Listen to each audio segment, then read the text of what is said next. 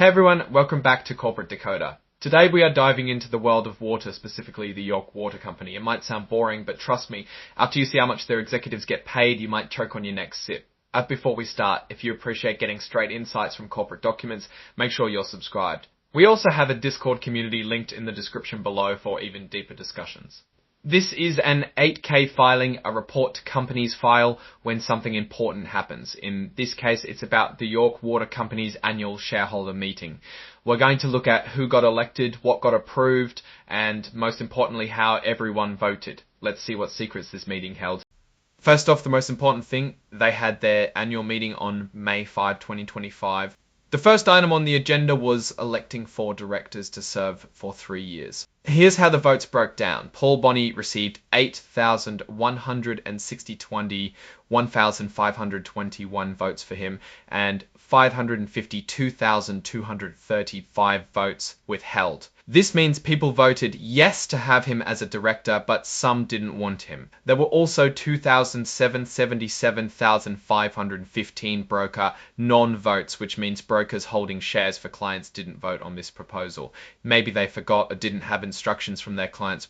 Jody Keller got 8,550 Septia and 115,414 withheld, with the same number of broker non-votes. Stephen Rasmussen received 8,294,062 votes for and 41,694 votes withheld, again with the same broker non-votes. Finally, Robert Lambert had 8,560,094 votes for and 153,672 withheld, so all 4 were elected. They will serve 3-year terms as directors. Now let's look at the directors who are sticking around. Douglas Brossman, Michael Gang, Joseph Hand, Jeffrey Hines, George Hodges, Erin McLaughlin, and Laura Wand will continue their terms of office. That's a lot of names. Next up, the shareholders voted to ratify the appointment of Baker Tilly US, LLP as the company's independent auditor for the fiscal year ending December 31, 2025. This is a pretty standard thing companies do. Here's how the vote went. Over 10 million shares voted for approval, almost 470,000 voted, 6,000 voted. It's safe to say the shareholders are happy with Baker Tilly checking the books. Now for the part everyone loves to hate, executive compensation. Shareholders got an advisory vote on how much the top executives are getting paid. Here's the breakdown. 2,811 shares voted for the compensation packages, while 434 voted against and 90,061 abstained. Again, there were over 2.7 million broker non-votes. Even though most voted in favour, almost 500,000 shares voted against it. People are keeping an eye on those paychecks. Finally, shareholders voted on adopting the York Water Company's 2025 Long-Term Incentive Plan. This is a plan to give executives and employees stock options and other incentives.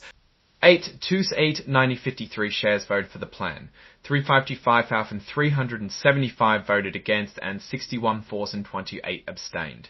And surprise, surprise, the broker non-votes are back, totaling over 2,327 million. This plan is now approved, meaning executives have a chance to earn even more money if the company does well.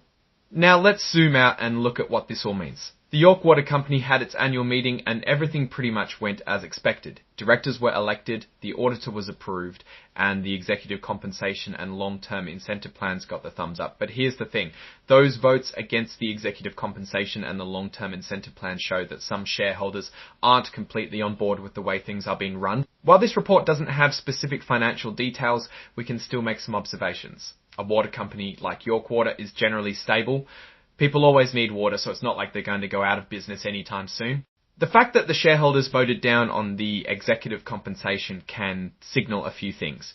Either investors don't think the current leadership is doing an adequate job, or they feel the pay for the job is simply too high. It could be a mix of both. The York Water Company looks to be in a reasonably solid position. The core business is unlikely to change, but what remains to be seen is how the management will address shareholders' skepticism to improve their compensation plans. Alright, that's our breakdown of the York Water Company's latest filing. What's your take on these votes and what they signal for the company's future? Drop your thoughts in the comments. If this analysis was valuable, hitting that like button really helps, and subscribe for more deep dives. Don't forget to check out the Discord in the description. Thanks for watching, see you next time.